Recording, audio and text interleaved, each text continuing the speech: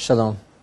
This week we are reading the Torah portion of Vayeshev beginning in Genesis 37, and we begin to study and to learn about the unique relationship between Jacob and Joseph, between our forefather Yaakov and his son Yosef. And there's so much about this Torah portion that is really inexplicable. The conflict with the brothers, what it was really all about, and all of the circumstances that led the Jewish people down to their sojourn in Egypt. I'd just like to focus on one aspect of the personality of Yosef, which is the most important for a practical lesson for us. The verse begins in our parsha, Vayeshev, begins in Genesis 37. These are the generations of Yaakov. Yosef was a lad of 17 years old, and he was feeding the flocks with his brothers. And those are the words of this first verse. Ele toldot Yaakov Yosef. These are the generations of Yaakov, as if to insert there a colon, and it begins to explain Yosef was 17 and he was busy with the flock. But there are many of our classic commentators who interpret these words literally as if to say, these are the generations of Yaakov, Yosef. These are the generations of Jacob, colon, Joseph. In other words, that the main aspect of the generations of Jacob is, in fact, Joseph. The Midrash really illuminates this concept and states as follows, very enigmatically. The reason why it says, Ele toldot Yaakov Yosef, these are the generations of Yaakov, Yosef, is because all of these subsequent generations are only in the merit of Yosef. And the Midrash goes on and declares that Yaakov only left Lavan after Yosef was born, because Yosef was really the nemesis of Esav, and there's a prophecy that Esav will only fall to the descendants of Yosef. So Yaakov only left Lavan after Yosef was born, and of course when they all descended to Egypt, who provided for them? Yosef. Yosef provided for the whole world that was then in famine and for his own family. And then the Midrash goes on to say that the sea only split in the merit of Yosef, that when it came time for the Jewish people to leave Egypt and cross the great sea of reeds, the sea split in the merit of Yosef.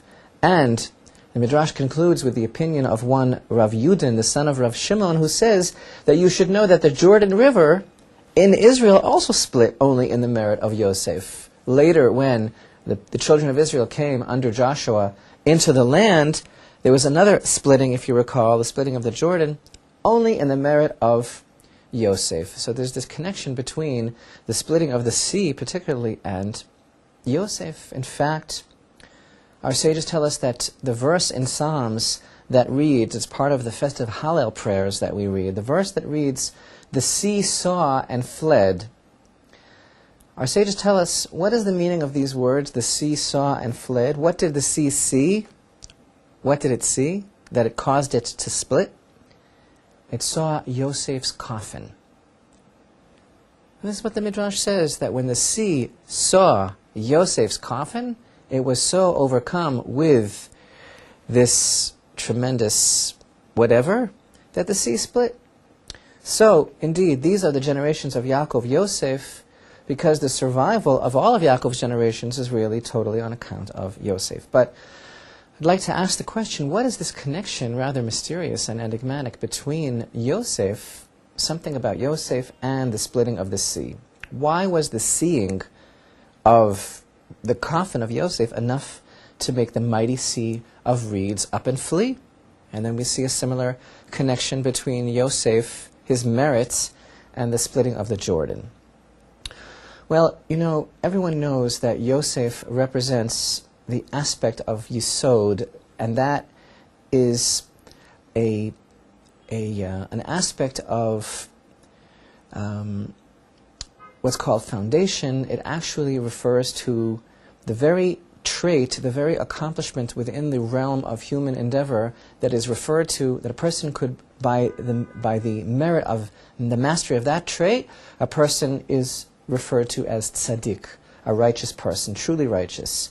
And it's in this week's Torah portion that we see, in regard to Yosef's temptation with his master's wife, that he was truly pure and in control of himself, particularly in that particular area of human life, the realm of sexuality, which our sages emphasize is actually the true test of a person and the testimony to the righteousness of an individual. Our sages go on and explain that Yosef, who really represents the paragon, the very embodiment of this type of purity, which comes only through hard work and through self-mastery, and by which a person's true nature is really gauged, his true essence. Our sages tell us that every other midah, every other character trait, a person can break it and train it and bring it within the realm of holiness for the service of God. This is called what we like to call working on oneself. And all that can be done in every other area of human endeavor. These things can be done with natural strength and within the confines of what it means to be a human being. It can be done, but in this particular area of endeavor, in order for one to fix that particular aspect of our nature and to bring it into the realm of holiness, to bridle it and be able to use it to its fullest capacity that God gave us, but to make sure that it's for the service of God, that takes a certain superhuman strength or supernatural strength. And don't make any mistake, it can certainly be done, and our sages emphasize that it can be done. But to gain that type of mastery and dominion over oneself, that is to master the power of nature. And it's such a person who truly becomes elevated above nature, and this is the person who is referred to exclusively by our Holy Torah as tzaddik, as righteous, like Joseph. And thus, our sages state very cryptically the following teaching. The Holy One, blessed be He, may pass a decree in heaven, but a tzaddik, a righteous individual on earth, has the power to annul the decree of God. So, God makes His decree, but yet empowers the righteous individual to nullify that decree. And the question is, why does a true tzaddik, a person who is truly righteous, and remember that righteousness measured by this degree of purity in that area of life, why does that person have the power to nullify even God's will? And this is, of course, part of the will of God. And when you think about it, it's actually very simple. It's precisely because this tzaddik, he has changed and perhaps even reversed his own nature for the honor of Hashem. And therefore, God gives him the power to have, in a way, his own dominion over nature. And this is an example of what's referred to as midah keneged midah, measure for measure. Just as this person is in control of his nature, so also he becomes, as it were, elevated above nature, and God will reverse His decrees in the merit of such a person. And thus, we can understand these teachings, that the sea saw Yosef and split. In other words, our sages are emphasizing that the splitting of the sea was in the merit of the righteous Joseph, because the sea, basically what happened at the splitting of the sea? The sea changed its very nature for the honor of God, to let the children of Israel through. After all, remember in Genesis, the Torah tells us that God originally declared, let the waters gather together.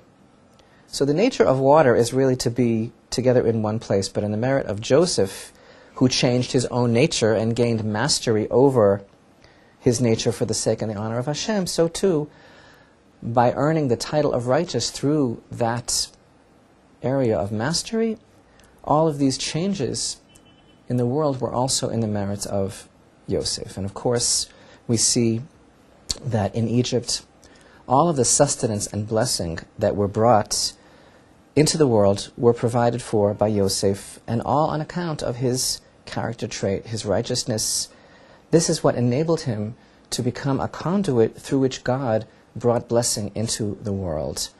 And again, this is something that our sages teach is doable, and within the power of every human being to be elevated to such a level of righteousness, to be part of this world and to use and to benefit from everything that God gave us for the sake of creation, but to elevate everything for the honor of God.